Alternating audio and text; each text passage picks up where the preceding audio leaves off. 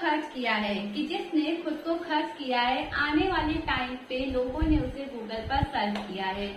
तो very very good morning, Radhe Radhe. कैसे हैं सभी के सभी विनर्स? आई होप सब लोग बहुत अच्छे होंगे। स्वागत है आपका अपने चैनल मंजिल पर।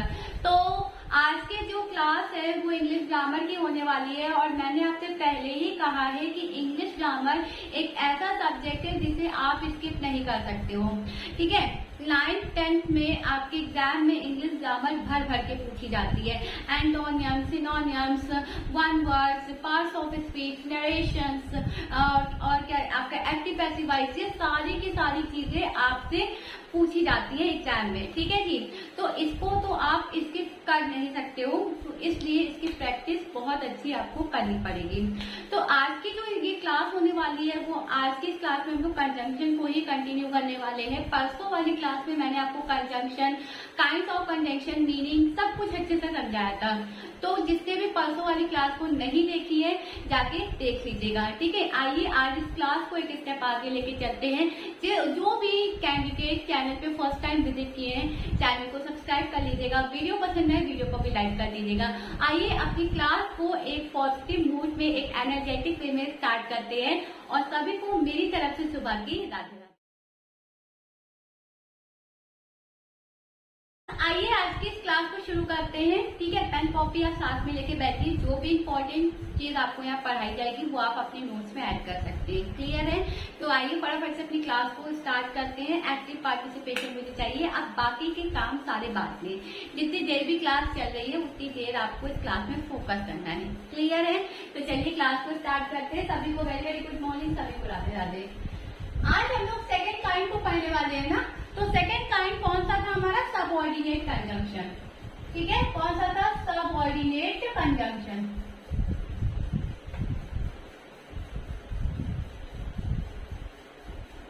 सबऑर्डिनेट कंजंक्शन के 7 टाइप्स होते हैं। कितने? 7 टाइप्स होते हैं। कौन कौन से होते हैं चलो समझते हैं। सबसे पहले होता है शोइंग टाइम।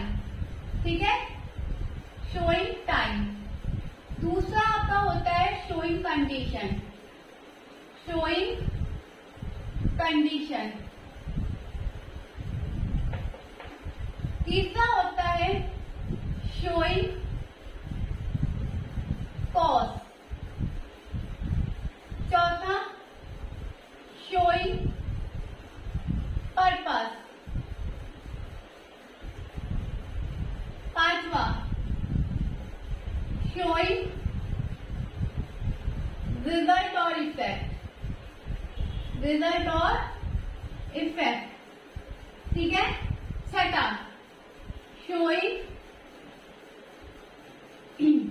कंपैरिजन।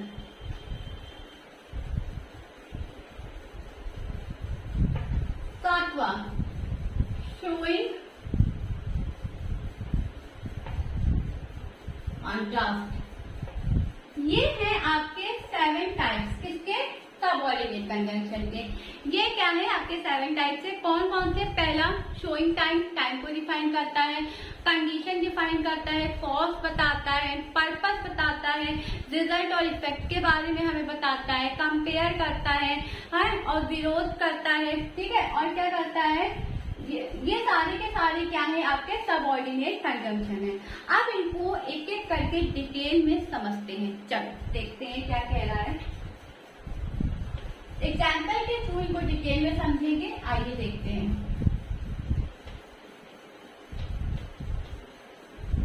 सबसे पहले बात करते हैं शोइंग टाइम की। अब शोइंग टाइम से आपको क्या समझ में आ रहा है? शोइंग टाइम से आपको क्या समझ में आ रहा है? तो शोइंग टाइम यानी टाइम को डिफाइन करना, टाइम को बताना। ठीक है, टाइम को डिफाइन करना, समय को दर्शा रहा है। ठीक है, तो ये क्या करता है? It is define to time. It is define to time. Clear? अब कौन कौन से कंजंक्शन टाइम को डिफाइन करते हैं आइए देखते हैं। For example before, after, when, until, और क्या है? till, so long as,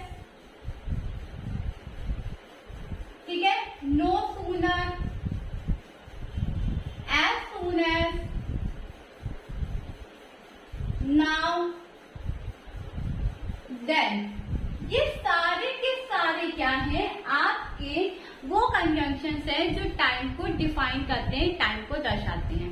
अब इसको सेंटेंसेस में समझते हैं कैसे। जैसे मैंने एक सेंटेंस कहा, हाँ, I waited for Ravi until he came। ठीक है, मैंने क्या कहा, मैंने कहा I waited for Ravi until he came। मैंने रवि का तब तक इंतजार किया जब तक वह आ नहीं गया। तो यहाँ पे until क्या है, कंजंक्शन है, क्या कर रहा है, टाइम को बता रहा है। ठीक है, कंजंक्शन का क्या काम होता है, बताया था ना परसों वाली क्लास में, दो सेंटेंस क्या होता है काम, इसका वर्ड को, फ्रेज को, सेंटेंस को, क्लॉज को क्या करता है, आपस में जोड़ता है कि नहीं जोड़ता है। ठीक है, तो यहाँ पे आई वेटेड फॉर रवि एक सेंटेंस, ठीक है, ही केम दूसरा, और यहाँ पे कंजंक्शन क्या कर रहा है, दोनों को जोड़ रहा है। मैंने रवि का इंतजार किया, कब तक किया, इंतजार, जब तक वहाँ आ नहीं गया, until he came, जब तक वहाँ आ नहीं गया तब तक मैंने वेट किया। ठीक है, मैंने इस क्लास को कब तक पढ़ा, जब तक ये क्लास ओवर नहीं हो गई तब तक मैंने इस क्लास को पढ़ा। तो यहाँ पे until क्या कर रहा है, आपका टाइम को डिफाइन कर रहा है। दूसरा देखते हैं, I wake up before the sun rises। अब क्या कह रहा है कि मैं उठता हूँ, पहला, ठीक है, मैं उठता हूँ, द सन राइजेस, मैं उठता हूँ, सूरज निकलता है। यानी वो कब उठता है, वो कब उठता है, सूरज के निकलने से पहले। बिफोर क्या है, टाइम डिफाइन कर रहा है, कब उठता है वो, सूरज के निकलने से पहले। यहाँ पे बिफोर क्या है, कंजंक्शन है, क्या कर रहा है, टाइम को डिफाइन कर रहा है। तो यहाँ पे कहने का पर्पस क्या है, यही तो है कि सूरज निकलने से पहले वह उठ जाता है। क्लियर, जब भी इस टाइप के आपको सेंटेंस बनाने रहेंगे ना, पहले हिंदी बना लो, फिर इंग्लिश में ट्रांसलेट कर लो, बहुत अच्छे से सेंटेंस बनेगा, कभी गलत नहीं होगा। लेकिन अगर खिचड़ी केवल इंग्लिश वाले में बनाओगे ना तो वो पकेगी और खराब हो जाएगी, इसीलिए पहले हिंदी में बना लो, ठीक है, फिर इंग्लिश में ट्रांसलेट कर लो। तो ये होते हैं आपके शोइंग टाइम। ठीक है, क्या करते हैं, टाइम को डिफाइन करते हैं, टाइम के बारे में बताते हैं। कौन कौन से ऐसे कंजंक्शन है, बिफोर है, आफ्टर है, till, until, now, then, as soon as, no sooner, so long as, ये सारे के सारे आपके क्या है, शोइंग कंजंक्शन है जो कि टाइम को डिफाइन करते हैं। क्लियर है, आगे बढ़े, चलिए अब बात करते हैं शोइंग कंडीशन की। ये क्लियर है, ओके।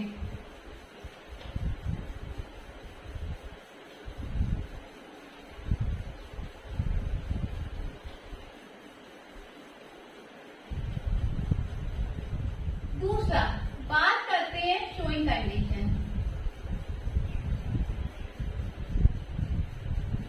अब यहाँ पे कंडीशन का क्या मतलब है, तो शर्त लगाना।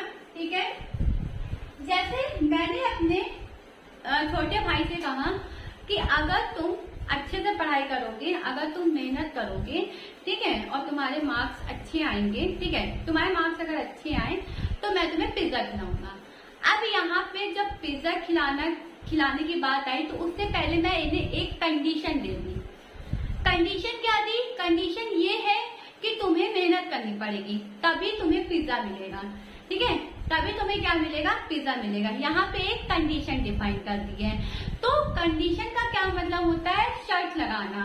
क्लियर है, अब इसके लिए कौन कौन से कंजंक्शन का यूज करते हैं। सबसे पहले तो ये क्या करते हैं, कंडीशन को डिफाइन करते हैं कि define to condition.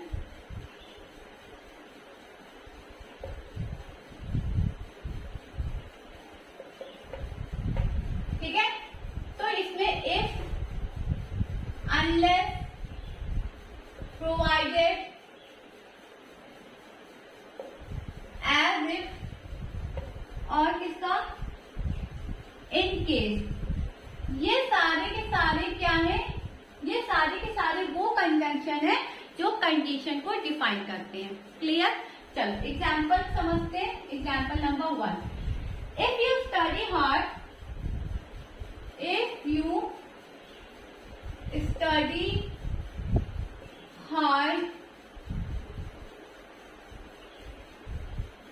you will do well on test. You will do well on test. ठीक है, क्या कहा कि अगर तुम अगर तुम वर्क हार्ड करोगे, मेहनत करोगे, अपनी पढ़ाई पे फोकस करोगे, तभी तुम अपने टेस्ट में अच्छा परफॉर्म करोगे। ठीक है, तो अच्छा परफॉर्म करने के लिए यहाँ पे एक कंडीशन है कि मुझे यहाँ पे मेहनत बहुत करनी है। ठीक है, अच्छा परफॉर्मेंस मुझे टेस्ट में देना है, तो बिल्कुल मुझे मेहनत करनी पड़ेगी। तो यहाँ पे क्या कहा जा रहा है कि इफ यू स्टडी हार्ड, अगर तुम मेहनत करोगे, अगर तुम वर्क हार्ड करोगे, ठीक है, you will do well on test, तभी तुम टेस्ट में अच्छा कर पाओगे। क्लियर? दूसरा देखते हैं। We can go to the park. We can go to the park. Clear? If you clean the room, if you clean the room. अब देखो ये बहुत अच्छा एग्जाम्पल है, यहाँ पे तो पूरी कंडीशन दिखाई दे रही है। क्या कह रहा है कि हम पार्क जाएंगे या हम पार्क जा सकते हैं। कब जाएंगे? जब तुम रूम को क्लीन करोगे, जब तुम रूम को क्लीन करोगे तब हम पार्क जाएंगे। पार्क जाने की कंडीशन उसने क्या रखी है? कमरे को साफ करना। कमरे को साफ करना यहाँ पे एक कंडीशन रखी गई है। जैसे हम लोग जब छोटे थे तो हम लोग मम्मी से कोई चीज मांगते थे, तो मम्मी क्या कहती थी? नहीं, पहले ये काम कंप्लीट करो तब जाके तुम्हें ये चीज मिलेगी। जैसे मान लो हम लोग छोटे बच्चे होते हैं, हम लोग भी जब छोटे थे तो खेलने की बहुत जिद करते थे, है ना? नहीं मम्मी खेलने जाना है, नहीं मम्मी खेलने जाना है, mummy 1 hour, mummy only 1 hour, mummy मुझे खेलने जाना है। तो मम्मी क्या करती थी? ठीक है जाओ, मना नहीं कर रही हूँ, लेकिन पहले अपने स्कूल का होमवर्क कंप्लीट करो। ठीक है, तो छोटे बच्चे क्या फटाफट से अपना होमवर्क करते हैं, जल्दी से अपनी होमवर्क करते हैं, अपना बैग मेंटेन करते हैं और फिर क्या करते हैं? फटाफट खेलने चले जाते हैं। तो मम्मी लोग क्या करती हैं कि छोटे बच्चों के सामने एक शर्त रख देती है, कंडीशन कर देती है। ठीक है, खेलने तो तुम जा सकते हो, लेकिन पहले अपना होमवर्क कंप्लीट कर लो। ठीक है, तो कंडीशन क्या है? होमवर्क कंप्लीट करना, और फिर उसके बाद आपको खेलने के लिए परमिशन मिलेगी। तो यहाँ पे क्या कह रहा है सेंटेंस कि ठीक है तुम जा सकती, ठीक है पार्क जा सकती हैं, हम पार्क जाएंगे, लेकिन कब जाएंगे? जब तुम इस पूरे कमरे को साफ कर दोगे। यानी वो क्या करेगा? पार्क जाने के लिए कमरे को क्या करेगा? क्लीन करेगा। इससे क्या होगा कि वो पार्क भी चला जाएगा और कमरा भी साफ हो जाएगा। 1 पन 2 काट, है ना? तो यहाँ पे यही चीज बताई गई है। तीसरा देखते हैं।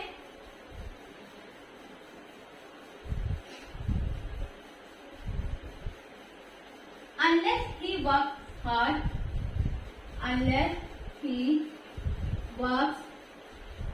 hard, he cannot get success.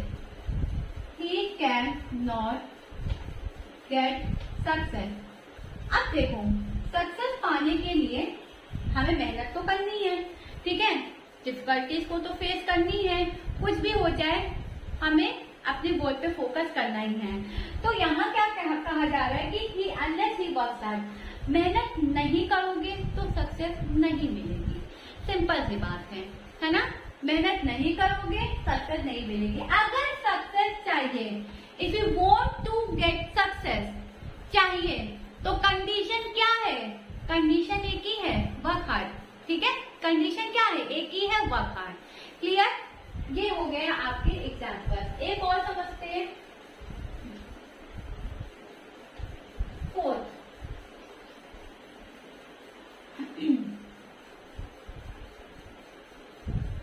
you can stay here, you can stay here provided, ठीक है, provided that your mother is okay with it, that your mother is okay with if, ठीक है। अब यहाँ पे प्रोवाइडेड वर्ड यूज किया गया है, तो यहाँ पे प्रोवाइड का मतलब ये मत समझ लीजिएगा कि किसी को कोई चीज दी जा रही है, किसी को कोई चीज प्रोवाइड की जा रही है। हर एक वर्ड का अपना अलग मीनिंग होता है, बहुत मीनिंग्स होते हैं, मैं तो कहती हूँ बहुत मीनिंग्स होते हैं, लेकिन सेंस अलग अलग होते हैं। कहाँ पे क्या चीज यूज करनी रहती है ये हमें पता होना चाहिए, ठीक है। तो क्या कह रहा है कि यू कैन स्टे हेयर, तुम यहाँ रह सकते हो, यू कैन स्टे हेयर, बेशक तुम यहाँ रह सकते हो अगर तुम्हारी माँ को कोई प्रॉब्लम ना हो इससे, ठीक है। प्रोवाइड का मतलब यहाँ पे बेशक, ठीक है, बेशक तुम यहाँ रह सकते हो लेकिन तुम्हारी मॉम जो है इससे ओके है, इससे सेटिस्फाइड रहे, तो तुम यहाँ रह सकते हो। क्लियर है, समझ में आ गई। तो ये होती है आपकी शोइंग कंडीशन, जो क्या करते हैं शर्त को, कंडीशन को डिफाइन करते हैं। इफ, अनलेस, एज इफ, ठीक है। और क्या था मैंने बताया था, इन केस, ये सारे के सारे आपके वो कंजंक्शन है जो कंडीशन को डिफाइन करते हैं। क्लियर, जो क्या करते हैं कंडीशन को डिफाइन करते हैं। ओके, सेंटेंस मैंने आपको काफी अच्छे से समझा दिया है। चलिए नेक्स्ट देखे, आइए।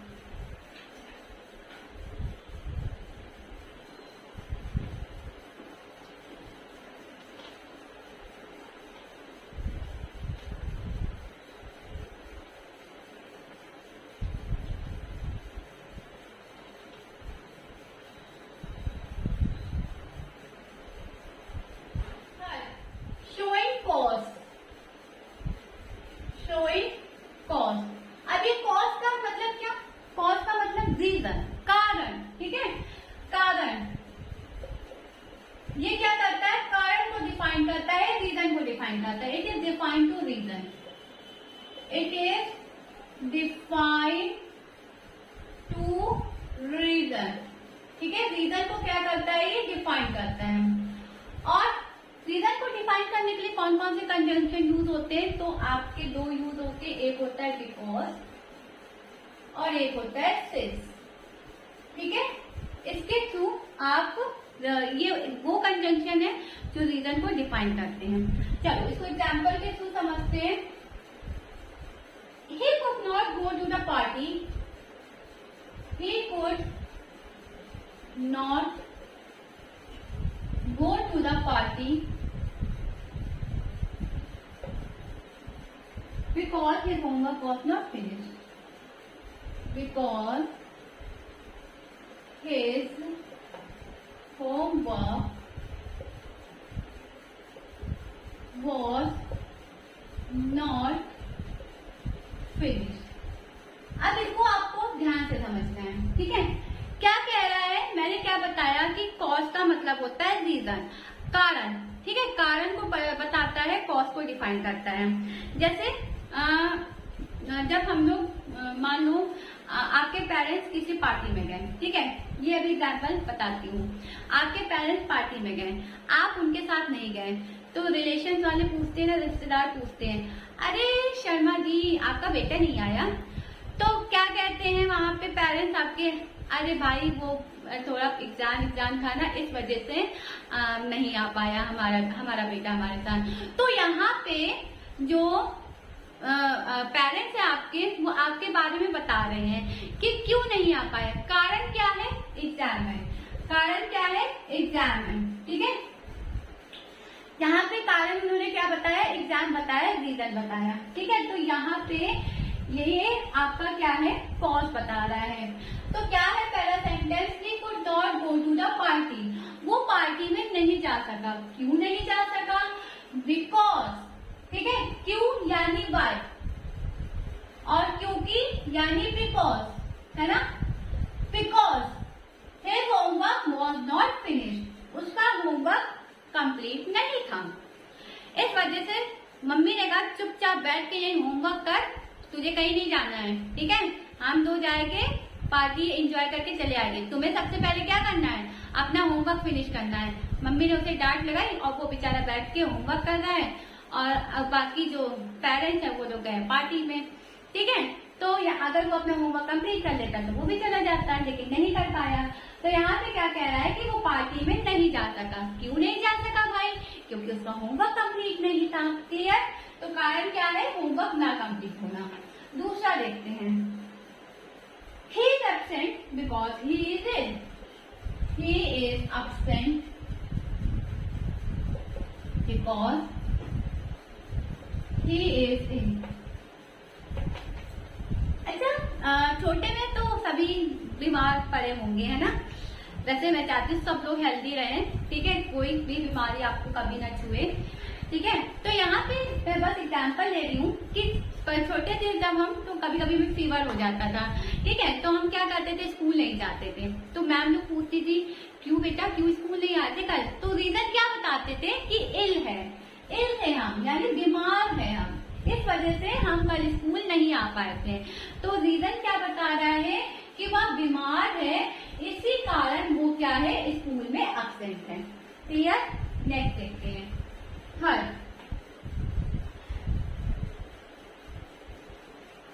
Due to the fear of shark, due to the fear of shark,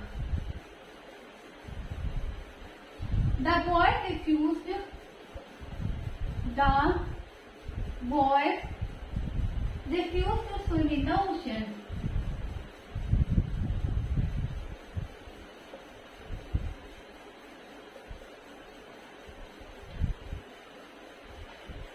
क्या कह रहा है तीसरा सेंटेंस कि due to the fear of shark, ठीक है, शार्क की डर की वजह से, ध्यान से समझना, due to the fear of shark, shark के डर की वजह से, ठीक है, बॉयज ने, लड़कों ने क्या किया, स्विम करने से मना कर दिया ओशियन में। तो कारण क्या है यहाँ पे? कारण यही है कि ओशियन में है शार्क, और उनकी डर की वजह से बॉयज ने क्या कर दिया, अपना स्विमिंग का जो प्लान था वो कैंसिल कर दिया। नहीं भाई, हमें नहीं जाना है, पहले मेरी लाइफ है, उसके लाइफ रहेगी तो सब कुछ कर लेंगे, है ना। लाइफ ही नहीं रहेगी तो क्या कर पाएंगे, कुछ नहीं कर पाएंगे। तो due to the fear of shark, shark के डर की वजह से बॉयज ने स्विम करने से मना कर दिया, बॉयज ने कैंसिल कर दिया अपनी स्विमिंग का प्लान। क्लियर? तो यहाँ पे कारण क्या है, फियर ऑफ द शार्क, ये आपका क्या है, रीजन है। क्लियर? तो ये इनका स्क्रीनशॉट आप लेना चाहो तो बिल्कुल ले सकते हो। चलिए आगे चलते हैं, बात करते हैं नेक्स्ट की।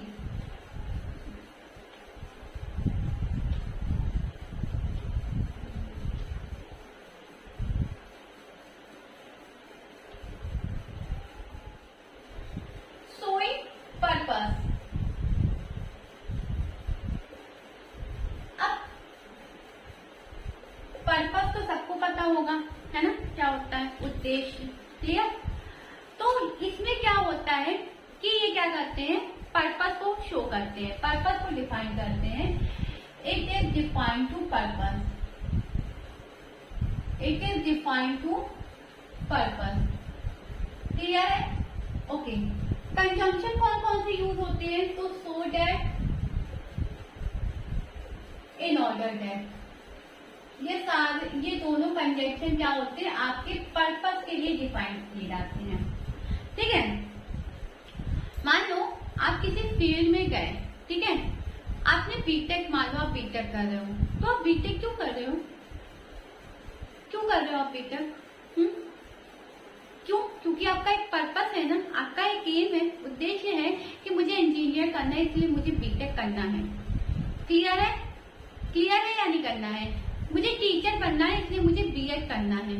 ठीक है, तो यहाँ पे क्या है, एक पर्पस को हम लोग डिफाइन करते हैं और तब जाके हम लोग उस फील्ड में आगे बढ़ते हैं। चलो देखते हैं, एग्जाम्पल के थ्रू समझते हैं क्या है।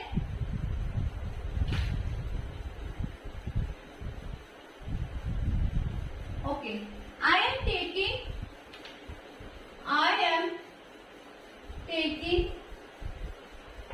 This course. अब ध्यान से समझना, ठीक है। In order that to improve, in order that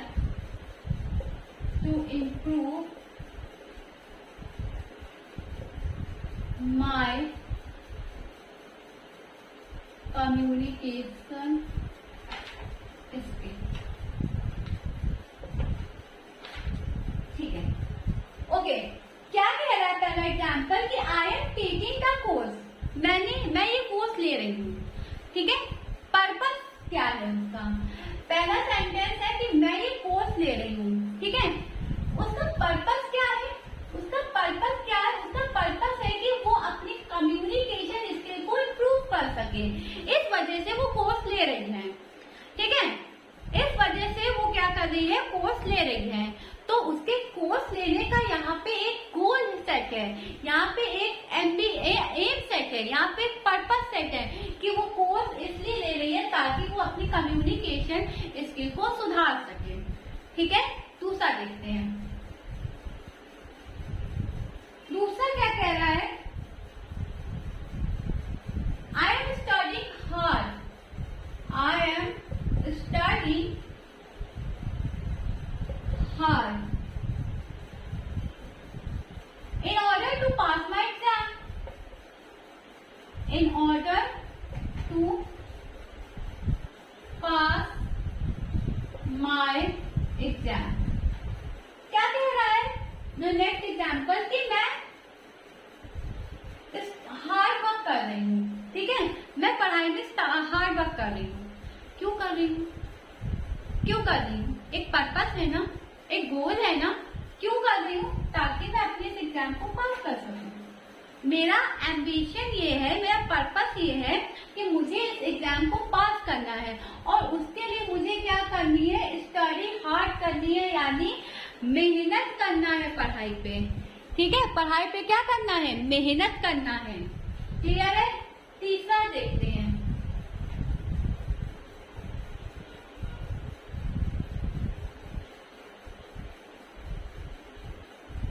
He went to school.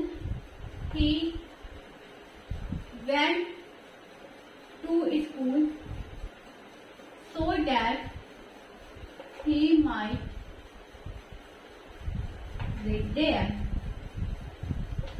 अब मान लो बच्चे बहुत छोटे हैं। ठीक है, अब उनकी जो एज है वो स्कूल जाने की हो गई है, तो पेरेंट्स उनको स्कूल भेजते हैं। वहां पे जो पेरेंट्स हैं वो अपने बच्चों को स्कूल क्यों भेजते हैं? क्योंकि वो चाहते हैं कि मेरे बच्चे अब पढ़ें, सीखें, नई नई चीजें सीखने की उनकी उम्र हो चुकी है, तो अब उस चीज को उन्हें सीखना चाहिए। ठीक है, पढ़ेंगे तो उनका एक गोल डिफाइन होगा, वो अपने गोल पे काम करेंगे, इसीलिए तो पेरेंट्स भेजते हैं। तो यहाँ पे क्या कहा गया है कि वो स्कूल गया। ठीक है, ताकि वो वहां पे पढ़ाई कर सके। वो स्कूल गया ताकि वो वहां पे क्या कर सके? पढ़ाई कर सके। एक एग्जाम्पल और है, I am working early so as to exercise before work. मैं जल्दी उठता हूँ। ठीक है, मेरा जो सुबह का काम है वो जल्दी हो जाता है ताकि मैं क्या कर सकूं? एक्सरसाइज को कर सकूं। ठीक है जी, तो ये आपका क्या है? तो यहाँ पे क्या कह रहा है? He went to school. Clear? He went to school so that he might get there, ताकि वो वहां पे पढ़ सके। क्लियर है?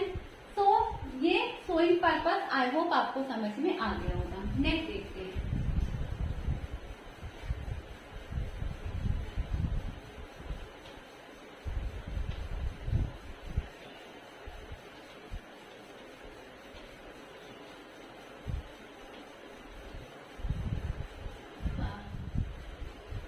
क्या है? शोइंग रिजल्ट और इफेक्ट। ठीक है, ये क्या करता है? रिजल्ट और इफेक्ट को डिफाइन करता है। It is define to result और इफेक्ट। ठीक है, इसमें कौन सा कंजंक्शन यूज होता है? So that. चल देखते हैं इसको सेंटेंस में। You are so weak, you are so weak that you can not run. ठीक है, क्या कह रहा है सेंटेंस? कि तुम बहुत कमजोर हो। तुम क्या हो? बहुत कमजोर हो। ठीक है, इसी वजह से तुम दौड़ नहीं सकते हो। यहाँ पे रिजल्ट और इफेक्ट को डिफाइन करता है कि तुम बहुत वीक हो, पहला रिजल्ट, ठीक है। कारण क्या है कि तुम वीक हो, इसी वजह से जो तुम्हारा रिजल्ट है यानी जो लास्ट में है वो क्या है, तुम दौड़ नहीं सकते हो, ठीक है। कमजोर होने की वजह से तुम दौड़ नहीं सकते हो। क्लियर। दूसरा देखते हैं, दूसरा क्या है। Peter was having problem. Peter was having problem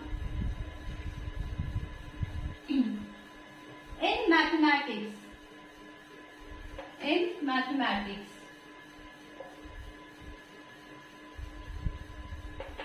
Clear? So he went to see his tutor. So he went to see his tutor to ask for advice. अब यहाँ पे क्या कहा जा रहा है कि जो पीटर है उसको प्रॉब्लम है मैथमेटिक्स में, ठीक है। उसको मैथ समझने में क्या हो रही है, दिक्कत हो रही है। तो वो क्या किया, वो गया अपनी टीचर के पास एडवाइस लेने के लिए, ठीक है। वो क्या गया, अपनी टीचर के पास गया, किसके लिए, एडवाइस के लिए गया। मैथमेटिक्स में प्रॉब्लम होने की वजह से पीटर अपने ट्यूटर के पास गया, ठीक है, और क्या किया, एडवाइस दिया। तो ये आपके क्या है, शोइंग रिजल्ट और क्या इफेक्ट को ये बताते हैं। क्लियर है, आगे बढ़ते हैं।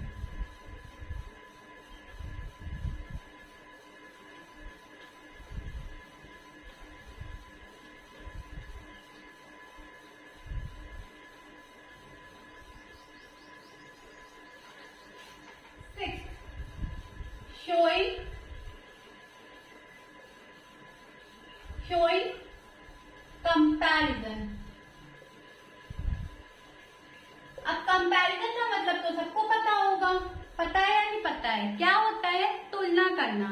क्लियर है, तुलना करते हैं हम लोग, कंपेयर करते हैं। डिग्री में पढ़ा था कि नहीं, पॉजिटिव डिग्री कंपैरेटिव डिग्री पढ़ा था, देन लगाते हैं इसमें। It is defined to comparison, it is used to define comparison. Then और एज हम लोग यहाँ पे यूज करते हैं। क्लियर, एग्जाम्पल देखते हैं। सबसे पहले एग्जाम्पल है, he is stronger than you. She is stronger than you.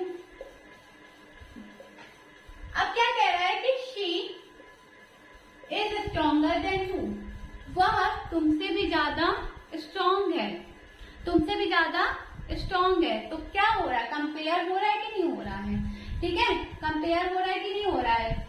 दूसरा, Josh is taller than her sister. Josh is taller than her sister. अब जोश क्या है, वो अपनी बहन से क्या है, ज्यादा लंबा है, कंपेयर हो रहा है। क्लियर। तीसरा,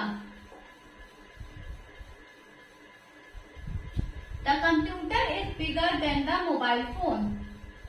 the computer is bigger than the mobile phone. Computer की कंपैरिजन किससे हो रही है, मोबाइल फोन से। क्या कहा है कि कंप्यूटर ज्यादा बड़ा है, किससे, मोबाइल फोन से। तो ये है आपकी कंपैरेटिव डिग्री, जो शोइंग कंपैरिजन, जो क्या करते हैं, कंपेयर करते हैं किसी व्यक्ति का दूसरे व्यक्ति से, किसी वस्तु का दूसरे वस्तु से। यहाँ पे आपको मैंने एग्जाम्पल अच्छे से समझाया है, कौन से कंजंक्शन लगते हैं, देन या फिर एज। क्लियर, आगे बढ़े, चलो।